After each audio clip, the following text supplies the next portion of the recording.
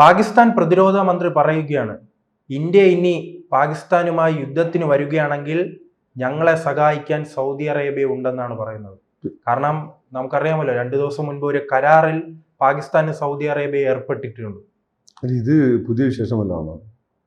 പാകിസ്ഥാൻ എന്നൊക്കെ ഇന്ത്യക്കെതിരെ യുദ്ധത്തിൽ വന്നു, എന്നൊക്കെ സൗദി അറേബ്യ സഹായിച്ചിട്ടുണ്ട്, അല്ല മുസ്ലിം കൺട്രി എന്നുള്ള പേരിൽ. അല്ലെങ്കിൽ ഇവരുടെ കളി അമേരിക്കൻ പണം കൊണ്ടും സൗദി അറേബ്യൻ പെട്രോൾ ഡോളർ എന്ന സാധനം വെച്ചിട്ടാണ് അവരുടെ ഈ കളി മൊത്തം കിടക്കുന്നത്. ഇതിൻ്റെ ഒരു കാര്യം എന്ന് വെച്ചാൽ, നമ്മൾ ഇത് ഒരു നീ ശ്രദ്ധിക്കാത്തതുകൊണ്ടാണ് ഈ ഒരു തരത്തിലുള്ള ജിയോ പൊളിറ്റിക്കലായിട്ടുള്ള ഈ പുതിയ സഖ്യം ഇത് മുമ്പേ പ്രവചിച്ചത് നമ്മളാണ്. ഇസ്രായേൽ അവിടെ ആക്രമിച്ചുകൊണ്ടിരിക്കുന്ന സമയത്ത് ഞാൻ പറഞ്ഞിട്ടില്ല, അവസാനം എന്ത് ചെയ്യും, ഇത് ഇസ്രായേൽ പാകിസ്ഥാൻ യുദ്ധമായി മാറും. കാരണം ഇസ്രായേൽ അവരുടെ വിശാല ഇസ്രായേൽ താല്പര്യമായിട്ട് മുന്നോട്ട് പോകുമ്പോൾ ഈ അറബ് രാജ്യങ്ങൾക്ക് അവസാനം പോയി അഭയം പ്രാപിക്കാൻ 2 കേന്ദ്രങ്ങളേ ഉള്ളൂ. ഒന്ന് തുർക്കി, ഒന്ന് പാകിസ്ഥാൻ. തുർക്കിയായിട്ട് അവർക്ക് പ്രശ്നങ്ങളുണ്ട്. ഈ അറബ് രാജ്യങ്ങൾക്ക് തുർക്കിയായിട്ട് പ്രശ്നമുണ്ട്. പണ്ടേ തുർക്കികൾക്കെതിരെ ബ്രിട്ടീഷുകാരെ സഹായിച്ചിട്ടാണ് ഇസ്രായേലും പാലസ്തീനും സൗദി അറേബ്യയൊക്കെ അവിടെ ഉണ്ടായത്, മനസ്സിലായോ? അപ്പോൾ അവർക്ക് തുർക്കികളായിട്ട് പ്രശ്നമുണ്ട്. അവർക്ക് പാകിസ്ഥാനായിട്ട് പ്രശ്നമല്ല. പാകിസ്ഥാൻ എന്നും അവരുടെ ഒരു മേധാവിത്വം അംഗീകരിച്ചിട്ടുള്ള ഒരു രാജ്യമാണ്. അല്ല, അവർ തമ്മിൽ സൗഹൃദമുണ്ട്, പക്ഷെ ഒരു കരാറിൽ വരുന്നത് അല്ല. കരാർ ഒഫീഷ്യലി വന്നേ ഉള്ളൂ. ഇപ്പം ഇന്ത്യ പാകിസ്ഥാൻ യുദ്ധം നടന്ന സമയത്തൊക്കെ അവരുടെ പൈസ കൊണ്ടാണ് പാകിസ്ഥാൻ, അവരുടെയും അമേരിക്കൻ്റെയും പൈസ കൊണ്ടാണ് പാകിസ്ഥാൻ ഈ കളി മൊത്തം കളിച്ചത്. അല്ല, അവരുടെ കാശ് കൊണ്ടൊന്നുമല്ല. ഇതിപ്പോൾ അതിന് ഓപ്പണായി ലീഗലായി ഡോക്യുമെൻ്റ് ആയി എന്നുള്ളതാണ്. ഇവിടെ നമ്മൾ മനസ്സിലാക്കേണ്ട ഒരു കാര്യം വെച്ചാൽ, പണ്ടേ ഈ ഗൾഫ് രാജ്യങ്ങൾ ഒരു സേഫ് ഡിസ്റ്റൻസിലുള്ള രാജ്യമായതുകൊണ്ട് പാകിസ്ഥാനെ ശക്തിപ്പെടുത്താനുള്ള അജണ്ട ഉണ്ടായിരുന്നു. അത് ഇന്ത്യക്കെതിരായിട്ടല്ല, അവർക്ക് ഇസ്രായേലിനെതിരാണ്. ഇസ്രായേലിൻ്റെ ഗ്രോയിങ് ത്രെട്ട്, അല്ലെങ്കിൽ ഇസ്രായേലിൻ്റെ അംബീഷൻസ് വളരെ ഹൈ ആണെന്ന് അവർക്കറിയാം. ഇന്നല്ലേ നാളെ ഇവരുടെ എല്ലാം ടെറിട്ടറിയിൽ ഇസ്രായേൽ കയറും. ഇത് അറിയാവുന്നതുകൊണ്ടാണ് ഇവർ ഒരു സേഫ് ഡിസ്റ്റൻസിലുള്ള പാകിസ്ഥാനെ സഹായിച്ചത്. ഇവർക്ക് സ്വന്തമായിട്ട് അറ്റം ബോംബ് ഉണ്ടാക്കിക്കൂടായിരുന്നു, ഉണ്ടാക്കിയില്ലല്ലോ. പാകിസ്ഥാനും അമേരിക്ക തമ്മിലുള്ള ബന്ധം തന്നെ ഇവരുമായിട്ട് ഉണ്ടാക്കിയത്. പക്ഷേ എന്തുകൊണ്ട് ഇവരുണ്ടാക്കി? പാകിസ്ഥാൻ പറയുന്നുണ്ട്, ഞങ്ങളുടെ ആണവായുധം ആവശ്യമാണെങ്കിൽ സൗദി അറേബ്യ. അല്ല, ഇതാണ് പ്രശ്നം. അപ്പം ഈ പാകിസ്ഥാനിന് ഈ ആണവബോംബ് ഉണ്ടാക്കാൻ പൈസയൊക്കെ കൊടുത്തത് ഗൾഫ് രാജ്യങ്ങളൊക്കെ തന്നെയാണ്. അമേരിക്ക കണ്ണു അടച്ചു. അമേരിക്ക വിചാരിച്ചാൽ പിടിച്ചൂടെ? അമേരിക്കയ്ക്ക് അറിയില്ല അവിടെ സംഭവം നടക്കുന്നത്. അമേരിക്ക കണ്ണു അടച്ചു. കാരണം അമേരിക്കയുടെ വേറൊരു ഗെയിമാണ്. ഇസ്രായേൽ അടുത്ത രാജ്യം എന്നൊക്കെ പറയുമ്പോൾ, ഇസ്രായേലാണ് അമേരിക്ക അടിക്കുന്നത് എന്ന് പറയുമ്പോൾ, ഇൻകേസ് ഇസ്രായേൽ നാളെ തലയ്ക്ക് എറിയാൽ അതിനെങ്ങനെ പണി കൊടുക്കണം എന്ന് അമേരിക്കക്കാർ ആലോചിച്ച് വെച്ചിട്ടുണ്ട്. അമേരിക്കക്കാർക്ക് നമ്മളും വേണം, അവരും വേണം, എല്ലാവരും വേണം. അതായത് അവരുടെ താല്പര്യം. അപ്പം അതുകൊണ്ട് ഇത് ഇസ്രായേലിനറിയാം. അതുകൊണ്ടാണ് മൊറാർജി ദേശായിയുടെ സമയത്ത് ആണ് പാകിസ്ഥാൻ ആദ്യമായി ഈ ഇറാനിയൻ സമ്പുഷ്ടീകരണം തുടങ്ങിയത്. ആ സമയത്ത് മൊറാർജി ദേശായിനോട് ഇസ്രായേൽ പറഞ്ഞു, ഞങ്ങൾ പോയിട്ട് ബോംബിട്ടോളാം, നിങ്ങൾ നമ്മളെ വിമാനങ്ങൾക്ക് ഇന്ധനം അടിക്കാനുള്ള സംവിധാനം ഉണ്ടായി തന്നാൽ മതി. മൊറാർജി ദേശായി സമ്മതിച്ചില്ല, മനസ്സിലായി? അതുകൊണ്ടാണ് പാകിസ്ഥാൻ ഈ സാധനം ഉണ്ടാക്കാൻ പറ്റിയത്. അല്ലെ ഇസ്രായേലിന് മുമ്പേ അറിയാം. ഇതെല്ലാം മുൻകൂട്ടി കണ്ട യുദ്ധങ്ങളാണ്. അപ്പോൾ അതുകൊണ്ടാണ് ഇനി ഇസ്രായേൽ ഇന്ത്യയായിട്ട് ഇങ്ങനെ ഒട്ടിക്കുന്നത് എന്തുകൊണ്ടെന്ന് നീ വിചാരിച്ചു. ഇസ്രായേൽ ദൂതന്മാരെ അടിച്ചോടിച്ച സമയത്ത് നമ്മൾ അവരെ എല്ലാ തരത്തിലുള്ള നായന്മാർക്ക് തുല്യമായ പദവിയൊക്കെ കേരളത്തിൽ കൊടുത്ത് സ്വീകരിച്ചു എന്നുള്ളതൊക്കെ ശരി തന്നെയാണ്. നമ്മൾ മാത്രമാണ് അവരെ അത്രയും നന്നായി ട്രീറ്റ് ചെയ്തിട്ട്. രണ്ടാമത്തെ മുസ്ലിങ്ങളുമാണ്. ആ മുസ്ലിങ്ങൾ അഞ്ചത്തോടെ അറബികൾ അഞ്ചത്തോടെ അല്ല അവർ കയറിക്കൊണ്ടിരിക്കുന്നത്. അപ്പം നമ്മളോട് പക്ഷേ പ്രത്യേക സ്നേഹം കാണിക്കുക. എന്തുകൊണ്ടാണെന്ന് വെച്ചാൽ, പാകിസ്ഥാനെതിരെ ഉപയോഗിക്കാൻ പറ്റിയ ഏറ്റവും നല്ല ടൂൾ നമ്മളാണ്. പിന്നെ നമ്മളും പാകിസ്ഥാൻ്റെ ശത്രുക്കളാണ്. ഒരു കാലത്ത് ഒരുമിച്ച് പോകാനും പറ്റില്ല. അല്ല, ഇസ്രായേലും പാകിസ്ഥാനുമായി ഒരു സംഘർഷം ഉണ്ടാകുകയാണെങ്കിൽ പാകിസ്ഥാൻ പിടിച്ചു നിൽക്കാൻ കഴിയുമോ? പാകിസ്ഥാന് പിടിച്ചു നിൽക്കാൻ പറ്റുമെന്ന് ചോദിച്ചാൽ, പാകിസ്ഥാൻ അത്യാവശ്യം ശേഷിയുള്ള രാജ്യമാണ്. പിന്നുള്ളത് അമേരിക്ക ഇതിലെന്ത് നിലപാടെടുക്കുന്നുണ്ട്. ഈ രണ്ടാളുടെ കയ്യിലുള്ള അമേരിക്കൻ വെപ്പൺസാണ്. അപ്പോൾ അമേരിക്കൻ വെപ്പൺസൊക്കെ കിൽ സ്വിച്ച് വെച്ചിട്ടുണ്ടെന്ന് നമ്മൾ കേട്ടത്. അപ്പോൾ ഇസ്രായേൽ അനുകൂലമായിട്ട് പാകിസ്ഥാൻ്റെ വിമാനങ്ങൾ പൊങ്ങുമ്പോൾ കിൽ സ്വിച്ച് അങ്ങ് ഓഫാക്കി കഴിഞ്ഞാൽ എന്ത് ചെയ്യും? അമേരിക്ക ന്യൂട്രലായിട്ട് എന്നാൽ പിടിച്ചേക്കാൻ പറ്റും. രണ്ടുപേരും ആണവ ശക്തികളാണ്. രണ്ടുപേർക്ക് നല്ല ദീർഘദൂര മിസൈലുകളുണ്ട്. പിന്നെ അതുപോലെ തന്നെ മറ്റു ആയുധങ്ങളുണ്ട്. രണ്ടും കൊള്ളാവുന്ന ശേഷിയുള്ള രാജ്യങ്ങളാണ്. ഇത് ഇന്ത്യ എങ്ങനെയെങ്കിലും ബാധിക്കുമോ ഈ കരാർ? നമുക്കൊരു കോൺഗ്രസ് ഉൾപ്പെടെ പറയുന്നത് മോദിയുടെ പരാജയമാണ്. മോദിയുടെ പരാജയം തന്നെ. മോദിയല്ല, ഈ കോൺഗ്രസ് ഉള്ള സമയത്ത് രമേശ് പറയുന്നതാണ്. അങ്ങനെ കോൺഗ്രസ്സുകാർ വരുമ്പോൾ ഇവരുള്ള സമയത്തല്ലേ നെഞ്ഞത്ത് എഴുതിക്കൊണ്ടിരുന്നത്. പാകിസ്ഥാൻ നമ്മളെ നെഞ്ഞത്തോട്ട് എഴുതിക്കൊണ്ടിരുന്നത്. അത് മോദിയുടെ പരാജയം. മോഡി തിരിച്ചടിക്കെങ്കിലും ചെയ്യുന്നുണ്ടല്ലോ.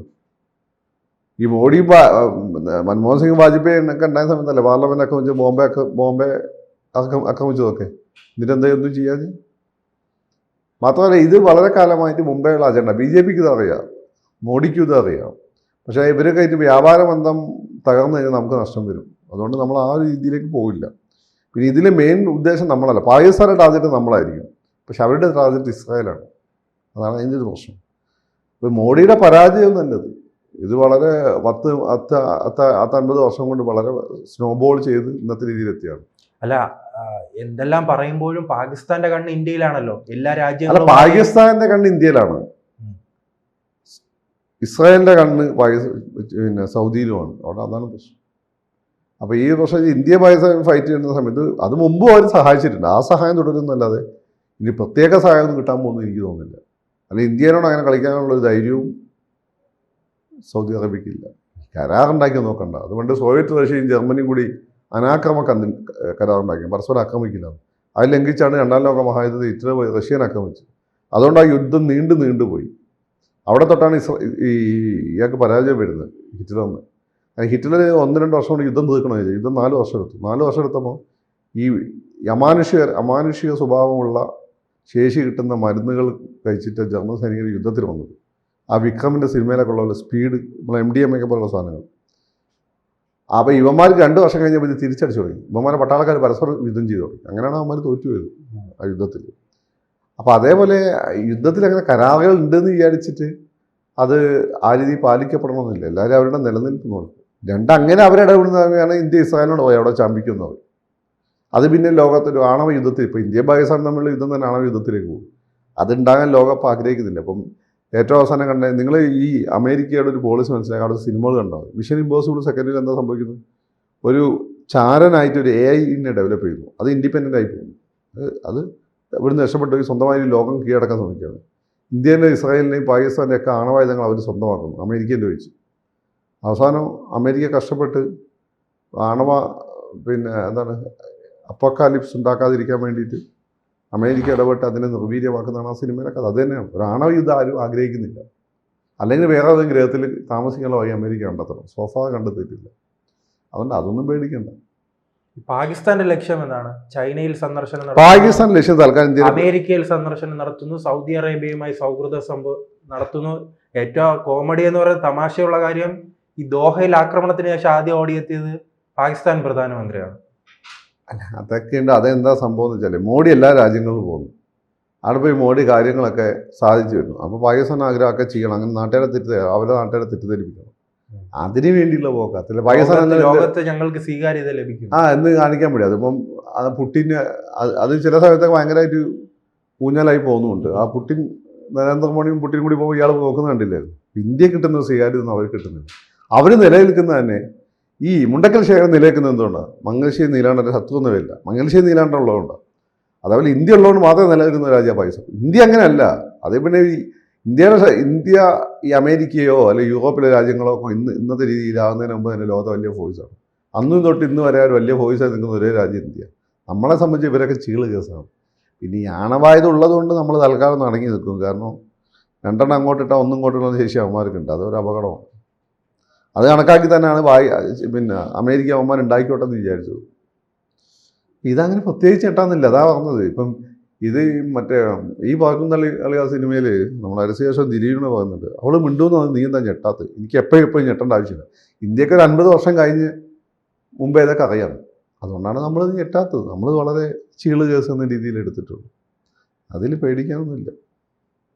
ഇതൊക്കെ പെർമ്യൂട്ടേഷൻ കോമ്പിനേഷൻ മാത്രമാണ്. പിന്നെ ഇതുണ്ട്, ഈ വലിയ മുതലാളിമാർ ചെയ്യുന്നുണ്ട്. ചില വലിയ ഇപ്പം അംബാനി ഒരു വലിയ വണ്ടി എടുത്തു, ഭാര്യയ്ക്ക് എന്ത് മേടിച്ചു കൊടുത്തു? ഒരു 3 കോടിയുടെ വണ്ടി മേടിച്ചു കൊടുത്തു. അംബാനി ട്വീറ്റിലോ അതൊക്കെ ചെയ്തു. അത് വിചാരിച്ച് ഇവിടെയുള്ള പാവപ്പെട്ട ഗൾഫുകാരൻ ഭാര്യയ്ക്ക് ഒരു സ്കൂട്ടി എടുത്തു കൊടുക്കും. അയാൾ അംബാനി റഷ്യയിലൊരു ദ്വീപ് 2 ആഴ്ച വാടകയ്ക്ക് എടുത്തിട്ട് അവിടെ പോയി ഭാര്യയായിട്ട് ഉല്ലസിക്കും. അത് കണ്ട് ഇവിടെയുള്ള പാവപ്പെട്ട ഗൾഫുകാരൻ ഭാര്യനും കൂടി ഊട്ടി പോകും. അതുപോലെയാണ് പാകിസ്ഥാൻ കളിക്കുന്നത് ഇന്ത്യനെ കണ്ടിട്ട്. അത്രയേ ഉള്ളൂ. കൂടുതൽ വാർത്തകളും വിശേഷങ്ങളും നിങ്ങളിലേക്ക് എത്താൻ ABC മലയാളം സബ്സ്ക്രൈബ് ചെയ്യുക, ബെൽ ബട്ടണും അമർത്തുക.